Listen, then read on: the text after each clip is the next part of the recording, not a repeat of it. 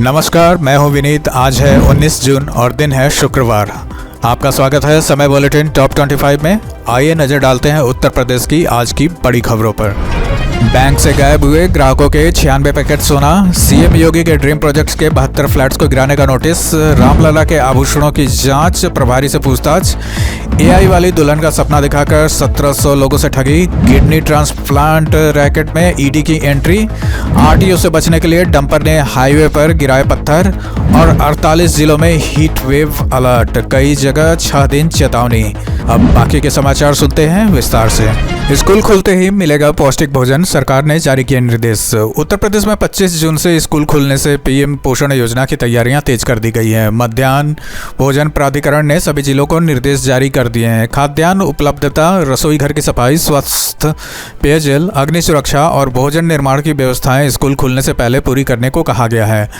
निर्देशों का उद्देश्य पहले दिन से विद्यार्थियों को गुणवत्तापूर्ण और सुरक्षित भोजन उपलब्ध कराना है।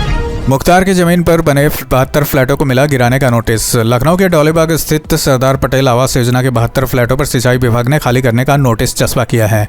ये फ्लैट मुख्तार अंसारी की से जुड़ी जमीन पर बनाए गए थे और नवंबर 2025 में लाभार्थियों को सौंपे गए थे। नोटिस लगने के बाद कॉलोनी में रहने वाले परिवारों में चिंता बढ़ गई है। विभाग ने 7 दिन के अंदर कब्जा हटाने की बात कही है। मामले की जानकारी शासन और एलडीए अधिकारियों तक पहुँच गई है। उप निरीक्षक भर्ती की दौड़ परीक्षा 29 जून से। उत्तर प्रदेश पुलिस में 4543 उप निरीक्षक और समकक्ष पदों की भर्ती के लिए शारीरिक दक्षता परीक्षा 29 जून से 1 जुलाई तक आयोजित होगी। लिखित परीक्षा 14 और 15 मार्च को हुई थी। दस्तावेज सत्यापन और शारीरिक मानक परीक्षा में सफल अभ्यर्थियों को अब दौड़ परीक्षा में शामिल होना होगा। पुलिस भर्ती एवं प्रोन्नति बोर्ड ने कार्यक्रम जारी कर दिया है।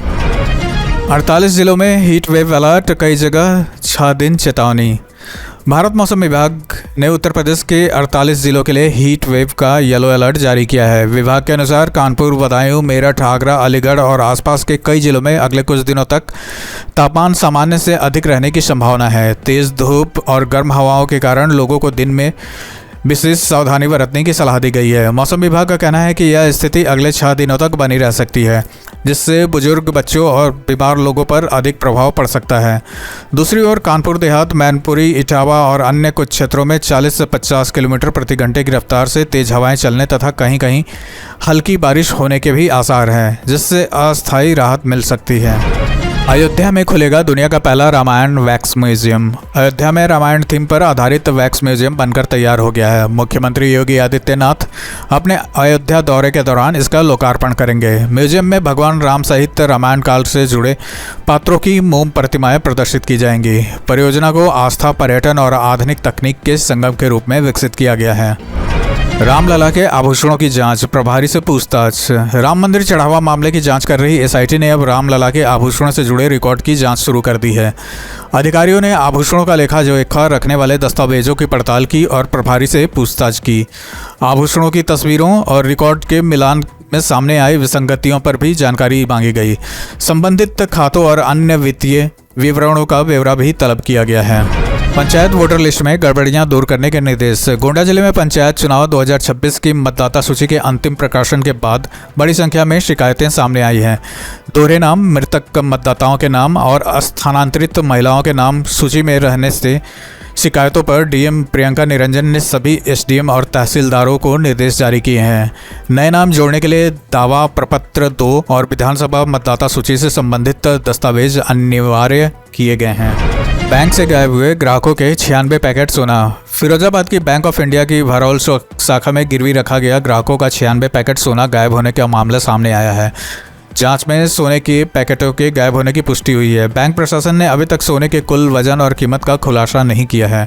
मामले में शाखा प्रबंधक समेत 3 अधिकारियों के खिलाफ गबन का मुकदमा दर्ज किया गया है। शिक्षकों के भुगतान घोटाले में नए खुलासे। अमेठी के बेसिक शिक्षा विभाग के लेखा कार्यालय में शिक्षकों के भुगतान से जुड़े करोड़ों रुपए के घोटाले में नए तथ्य सामने आए हैं। जांच के अनुसार लंबित भुगतान वाले शिक्षकों के नाम बिलों में दर्ज किए जाते हैं, लेकिन बैंक खाते कर्मचारियों, उनके मित्रों और रिश्तेदारों के लगाए जाते थे। भुगतान जारी होने के बाद राशि विभिन्न खातों से निकालकर बांट ली जाती थी। मामले की जाँच सीबीआई कर रही है। लखनऊ कानपुर के बीच बनेगा रैपिड रेल कॉरिडोर। मुख्यमंत्री योगी आदित्यनाथ ने उन्नाव में 570 करोड़ रुपए से अधिक के 101 विकास परियोजनाओं के उद्घाटन और शिलान्यास के दौरान Lucknow Kanpur rapid rail corridor योजना की जानकारी दी। यह कॉरिडोर उन्नाव के माध्यम से दोनों शहरों को जोड़ेगा। इसके साथ ही स्टेट कैपिटल रीजन को जोड़ने के लिए एक बाहरी रिंग रोड का भी प्रस्ताव तैयार किया जा रहा है। उन्नाव को पहले ही स्टेट कैपिटल रीजन में शामिल किया जा चुका है। राम मंदिर चढ़ावा विवाद पर अजय राय का हमला। कांग्रेस प्रदेश अध्यक्ष अजय राय ने अयोध्या पहुंचकर राम मंदिर चढ़ावा विवाद पर सवाल उठाए हैं। उन्होंने कहा कि मामले में केवल छोटे लोग नहीं बल्कि बड़े लोग भी शामिल हो सकते हैं। अजय राय ने पूरे प्रकरण की निष्पक्ष जांच की मांग की है। हाल के दिनों में राम मंदिर चढ़ावा और आभूषणों से जुड़े मामले की जाँच SIT द्वारा की जा रही है। पूर्वांचल में बसपा के लिए अतुल राय की सक्रियता बढ़ी। पूर्व सांसद अतुल राय की राजनीतिक सक्रियता को लेकर पूर्वांचल की राजनीति में चर्चाएं तेज हैं। सूत्रों के अनुसार 2027 विधानसभा चुनाव से पहले बसपा पूर्वांचल में संगठन मजबूत करने पर जोर दे रही है। अतुल राय पहले ही मोहम्मदाबाद विधानसभा सीट से परिवार के सदस्य को चुनाव लड़ाने की घोषणा कर चुके हैं। पूर्वांचल की कई सीटों पर उनकी राजनीतिक पकड़ मानी जाती है। कंगना रनौत पर टिप्पणी के मामले में सपा विधायक पर केस। भाजपा सांसद और अभिनेत्री कंगना रनौत के खिलाफ आपत्तिजनक टिप्पणी के मामले में रानीगंज से सपा विधायक राकेश कुमार वर्मा के खिलाफ केस दर्ज किया गया है। साइबर थाना पुलिस के अनुसार सोशल मीडिया पर एक वीडियो वायरल हुआ था जिसमें आपत्तिजनक टिप्पणी किए जाने का आरोप है। पुलिस ने मामला दर्ज कर जाँच शुरू कर दी है। तीसरे मोर्चे की अटकलों के बीच चंद्रशेखर से मिले स्वामी प्रसाद। पूर्व कैबिनेट मंत्री स्वामी प्रसाद मौर्य ने आजाद समाज पार्टी प्रमुख और नागीना सांसद चंद्रशेखर आजाद से मुलाकात की है। स्वामी प्रसाद ने इसे औपचारिक भेंट बताया है। मुलाकात ऐसे समय पर हुई जब 2027 विधानसभा चुनाव को लेकर प्रदेश में नए राजनीतिक समीकरणों की चर्चा चल रही है।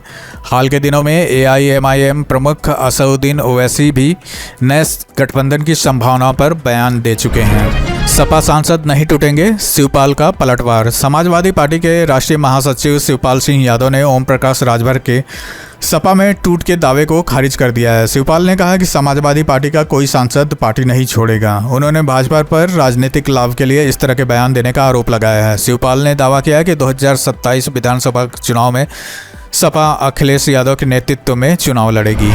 PDA की कार्रवाई पर अखिलेश यादव ने उठाए सवाल। प्रयागराज के सिविल लाइंस क्षेत्र में एक निर्माणाधीन भवन को सील किए जाने का मामला राजनीतिक विवाद बन गया है। आरोप है कि कार्रवाई के दौरान एक लड़की भवन के अंदर ही रह गई थी। समाजवादी पार्टी अध्यक्ष अखिलेश यादव ने इस मामले को सोशल मीडिया पर उठाया। भवन को प्रयागराज विकास प्राधिकरण ने नजूल भूमि पर अवैध निर्माण बताते हुए सील किया था। GST अधिकारियों ने IAS अधिकारी के खिलाफ खोला मोर्चा। राज्य कर विभाग के 3 अधिकारी संगठनों ने गौतम बुद्ध नगर में तैनात अपर आयुक्त IAS संदीप वाघिया के खिलाफ संयुक्त शिकायत भेजी है। अधिकारियों ने मुख्यमंत्री के अपर सचिव, प्रमुख सचिव और राज्य कर आयुक्त को पत्र लिखकर व्यवहार को अपमानजनक, मनोबल तोड़ने वाला बताया है। शिकायत में समीक्षा बैठकों के दौरान सार्वजनिक फटकार और व्यक्तिगत टिप्पणियों का भी उल्लेख किया गया है। AI वाली दुल्हन का सपना दिखाकर 1700 लोगों से ठगी। कानपुर में फर्जी मैरिज ब्यूरो रैकेट का खुलासा हुआ है। पुलिस ने इंटरपास संचालक को गिरफ्तार किया। आरोपी ने भिलाई से आकर अलग अलग नाम से 3 मैरिज ब्यूरो खोले थे। कॉल सेंटर के जरिए युवतियों से संपर्क कर शादी कराने का झांसा दिया जाता था। जांच में सामने आया करीब 1700 लोगों से करोड़ों रुपए वसूले गए, जबकि किसी की भी शादी नहीं कराई गई। ROARO पेपर लीक मामले में आरोपी आलोक मिश्रा गिरफ्तार। 2024 के चर्चित ROARO पेपर लीक मामले में STF ने लंबे समय से फरार चल रहे आलोक मिश्रा को मऊ से गिरफ्तार किया है। जांच में पाया गया कि आलोक मिश्रा और उसके बहनोई कृष्णा पांडे ने परीक्षा से पहले प्रश्न पत्र देखा था। STF के अनुसार प्रति अभ्यर्थी 12 लाख रुपए में पेपर दिखाने की डील हुई थी। मामले में कई अन्य आरोपियों की भूमिका की भी जांच दायरे में है। किडनी ट्रांसप्लांट रैकेट में ED की एंट्री। अवैध किडनी खरीद फरोख्त और ट्रांसप्लांट मामले में प्रवर्तन निदेशालय ने मनी लॉन्ड्रिंग का केस दर्ज किया है। जांच एजेंसी आरोपियों के आय के स्रोत और धन के इस्तेमाल की पड़ताल कर रही है। पुलिस जांच के अनुसार ट्रांसप्लांट के लिए 50 से 70 लाख रुपए तक वसूले जाते थे। मार्च में केशवपुरम स्थित अस्पताल में हुए एक ट्रांसप्लांट मामले के बाद पूरे नेटवर्क का खुलासा हुआ था। RTO से बचने के लिए हाईवे पर गिराए पत्थर। ग्रेटर नोएडा के ईस्टर्न पेरिफेरल हाईवे पर ओवरलोड डंपर चालक ने RTO जांच से बचने के लिए रॉन्ग साइड वाहन दौड़ाया और सड़क पर बड़े बड़े पत्थर गिरा दिए। पत्थरों की वजह से कई वाहन प्रभावित हुए। दर्जनों गाड़ियों के टायर पंचर हो गए। यातायात बाधित होने के बाद पुलिस और प्रशासन टीम ने सड़क से पत्थर हटाकर मार्ग को सामान्य कराया। फर्जी दरोगा बनकर कलेक्ट्रेट पहुंचा युवक गिरफ्तार। मिर्जापुर के कलेक्ट्रेट परिसर में पुलिस की वर्दी पहनकर घूम रहे एक युवक को शहर कोतवाली पुलिस ने गिरफ्तार किया है। पूछताछ में वह फर्जी दरोगा निकला। युवक ने लोगों को बताया कि वह प्रयागराज से मिर्जापुर अपनी पसंद का थाना चुनने आया है। उसकी गतिविधियां संदिग्ध लगने पर लोगों ने पुलिस को सूचना दी। आरोपी प्रयागराज के करछना क्षेत्र का रहने वाला बताया गया है। दाल मंडी की 5 मस्जिदों की नापी चौड़ीकरण तेज। वाराणसी के दाल मंडी क्षेत्र में काशी विश्वनाथ धाम के वैकल्पिक मार्ग चौड़ीकरण कार्य के तहत प्रशासन ने 5 मस्जिदों की नापी पूरी की है। पीडब्ल्यूडी, वीडीए और नगर निगम की संयुक्त टीम ने भारी व्यवस्था के बीच कार्रवाई की। 650 मीटर लंबे मार्ग को 60 फीट चौड़ा किया जाना है। प्रशासन के अनुसार चिन्हित 181 भवनों में से 140 पर ध्वस्तीकरण की प्रक्रिया चल रही है। काशी स्टेशन की मस्जिद को रेलवे का नोटिस। काशी रेलवे स्टेशन के विस्तार कार्य के लिए रेलवे ने मुख्य प्रवेश द्वार के पास स्थित गंज शहीदा मस्जिद को 20 जून तक स्थान खाली करने का नोटिस दिया है। रेलवे अधिकारियों का कहना है कि स्टेशन विस्तार और निर्माण कार्य के लिए आसपास की भूमि को अतिक्रमण मुक्त कराया जा रहा है। वहीं इंतजामिया मस्जिद समिति ने नोटिस को गैर कानूनी बताते हुए अदालत में चुनौती देने की बात कही है।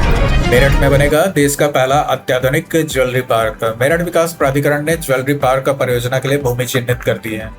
परियोजना का प्रेजेंटेशन शहर के ज्वेलर्स के सामने रखा गया, जिसमें रेट निर्धारण और अन्य पहलुओं पर चर्चा हुई।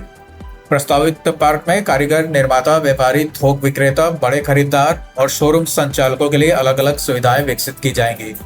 यह परियोजना सोना, चांदी और रत्न कारोबार को एकीकृत मंच उपलब्ध कराएगी।